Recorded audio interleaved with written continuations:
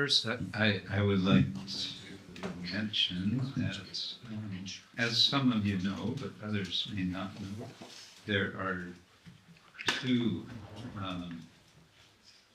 Prabhupada Vyasa-puja offering books. There's one that's produced by the BBT since many, many years. And since more recently, since maybe 10 years now, there is another book called Srila Prabhupada Tributes.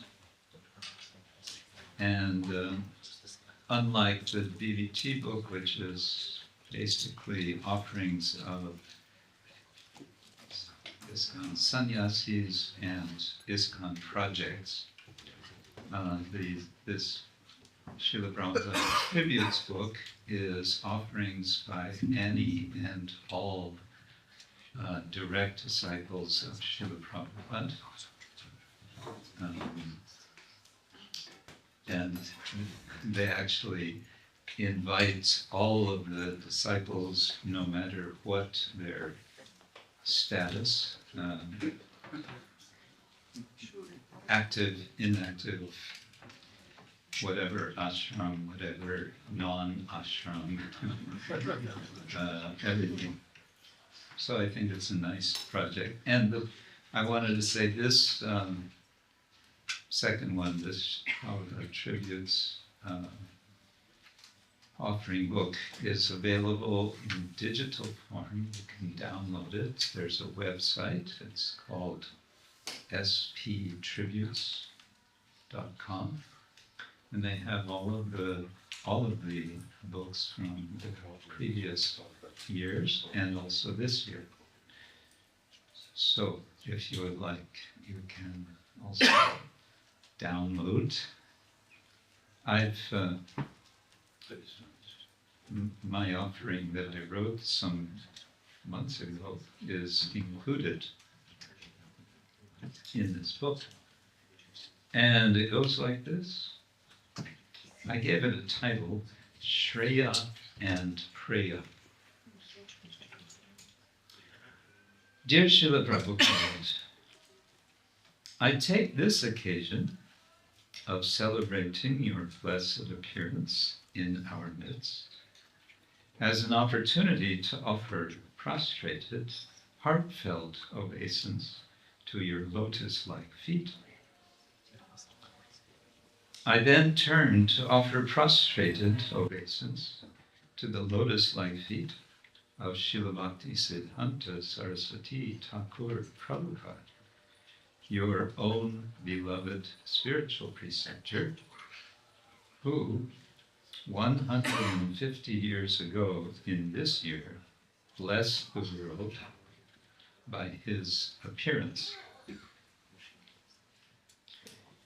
Several times you shared with your disciples how, with just a few powerful words, Srila Saraswati Thakur changed your life as a young man, giving you a clear and definite mission, namely, to preach Krishna consciousness in the English language. I can understand that he whom you immediately recognize as your eternal Guru Maharaja had already been desiring to spread the mission of Chaitanya Mahaprabhu to the wider world when he met you, who were at that time a young college student. In his mind and heart, he was already envisioning a spiritual dwelling for the whole world. And as we all know, you in particular took this vision to heart in such a way as to make it a wonderful reality. And taking this vision to heart, you expanded and deepened it and demonstrated how it is possible to reach and touch many quote-unquote unlikely hearts, one of which was mine when I was fortunate to meet you in Paris in the summer of 1972. It would be 2 years later in Germany that I mustered the courage to ask you my burning question, quote, how can I give up material desire? To which your immediate answer was, no desire. Desire only for Krishna. And to which you added examples of how one might serve Krishna. You can drive a car for Krishna. A fitting example considering that my service at that time was as the temple driver. It was a typical example which just recently I came to further appreciate in light of a surprising comment of Srila Saraswati Thakur discussing Shreya and Preya. This was on February 14th, 1936, during his final Vyasa-puja celebration in his manifest presence. And I quote, Bhaktisiddhanta Thakur said, two streams come from independence. Shreya, that through which we get eternal benefit, and Preya, temporary happiness. Wherein Shreya and Preya have become one, meaning that service to the Lord has become one's object of happiness, is a situation where everything is good for us. When Preya is merged into Shreya, then our true auspiciousness takes place.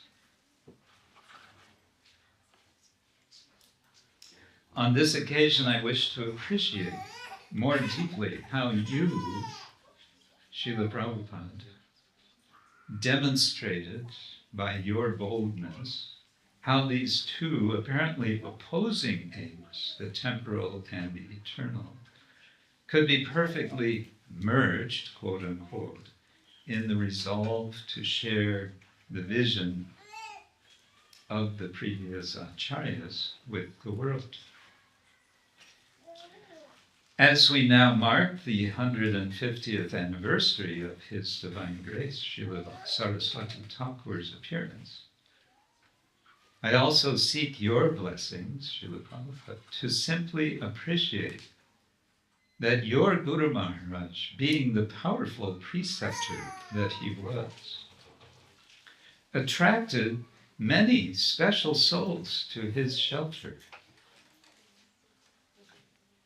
From among his numerous disciples, Srila Saraswati Thakur awarded sannyas to several of his male disciples, and several more later received sannyas initiation from one or another of his sannyas disciples. According to the recently published book titled Our Mission, Srila Prabhupada and His Divine Agents, compiled by Swami B.B. Bodhayan Maharaj, altogether 38 of Srila Saraswati Thakur's disciples became sannyasis, and 3 disciples accepted Babaji Vesha. All of these devotees, each in their own ways, were remarkable in their devotion, learning, and preaching, as described in the book, Our Mission, Srila Prabhupada and His Divine Agents, which includes an especially extensive and deeply appreciative account of yourself, your life, and your great accomplishments. while fully honoring your instruction to not associate with your godbrothers, all of whom have, I believe, now departed this world. I pray for the good wishes and blessings of all Srila Saraswati Thakur's disciples upon us, your disciples and followers, to deeply imbibe the spirit of devotional service that you demonstrate, of artfully bringing Shreya and Preya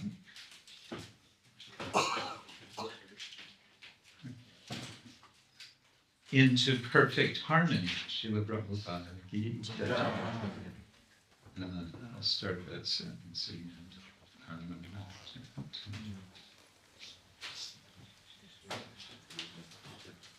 That's a long sentence. While fully honoring your instruction to not associate with your godbrothers, all of whom have, I believe, now departed this world, I pray for the good wishes and blessings of all Srila Saraswati Thakur's disciples upon us, your disciples and followers, to deeply imbibe the spirit of devotion service that you demonstrate, of artfully bringing Shreya and Preya into perfect harmony in all your words and actions. And may our Paramaguru, Srila Saraswati Thakur, be especially kind upon us, as a grandfather is especially kind to his grandchildren. Your aspiring servant, Krishna-ksetra Swami.